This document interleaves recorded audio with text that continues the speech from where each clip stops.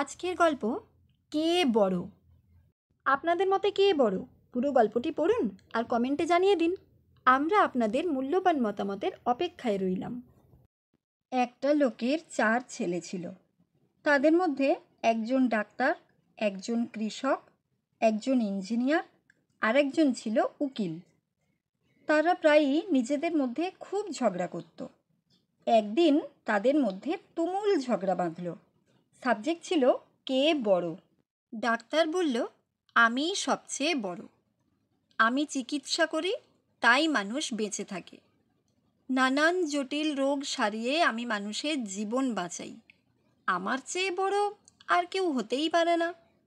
উকিল বলল, না, আমিই বড়। কত জটিল কেস আমি সমাধান করি। যারা নিয়ম শৃঙ্খলা ভঙ্গ করে, যারা বেআইনি কাজকর্ম করে, তাদের শাস্তির ব্যবস্থা করে দিই আমি।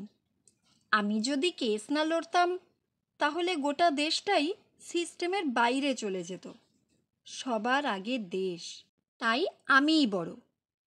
এরপর ইঞ্জিনিয়ার বলল, তোমরা যে নিজেদেরকে বড় বলে জাহির করছো, আমি না থাকলে তোমরা কোথায় থাকতে সেটা ভেবে দেখেছ? এই যে এত বড় বড় বিল্ডিং, রেল, মেট্রো, চারিদিকে ব্রিজ করে এমন সুন্দর ট্রান্সপোর্ট পরিষেবা কোথায় পেতে আমি যদি না থাকতাম? মানুষের ব্যবহার উপযোগী সব ব্যবস্থা ঠিক থাকলে তবে তো মানুষ থাকবে। তাই আমিই বড়। এরপর কৃষকের পালা। কৃষক বলল, আমি উদয়াস্ত পরিশ্রম করে মাথার ঘাম পায়ে ফেলে মাটির বুকে সোনার ফসল ফলাই, মানুষের মুখে খাবার তুলে দিই। তাই বাঁচতে হলে আমার প্রয়োজন সবার আগে।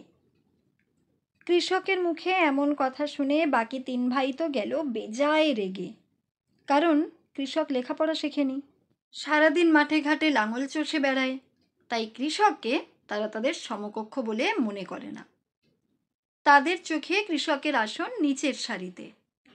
ঝগড়া যখন প্রবল আকার ধারণ করেছে, তখন তারা রাগের বশে ডিসাইড করলো যে পরদিন থেকে স্ট্রাইক চলবে।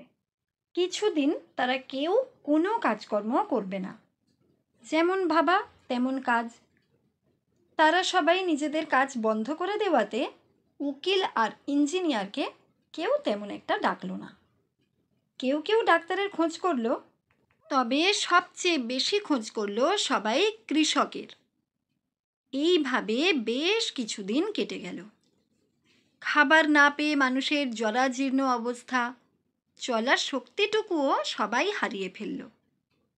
তখন বাকি 3 ভাই একজোট হয়ে এসে কৃষককে বলল, ভাই, আমরা স্বীকার করছি, না খেয়ে জীবনে বেঁচে থাকা যায় না। এতদিন আমরা তোর অবদান বুঝতে পারিনি। এখন খেতে না পেয়ে বুঝেছি খিদের জ্বালা কি। তুই আমাদের সবার চেয়ে অনেক বড়।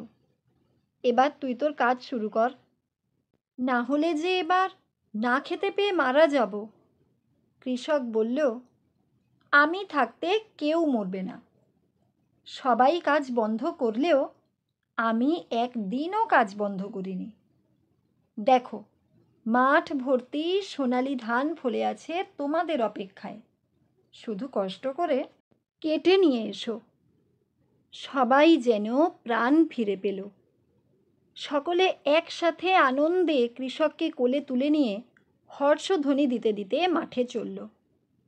আজ উকিল, ইঞ্জিনিয়ার, ডাক্তার সকলেই কাস্তে নিয়ে মাঠে এসে দাঁড়িয়েছে।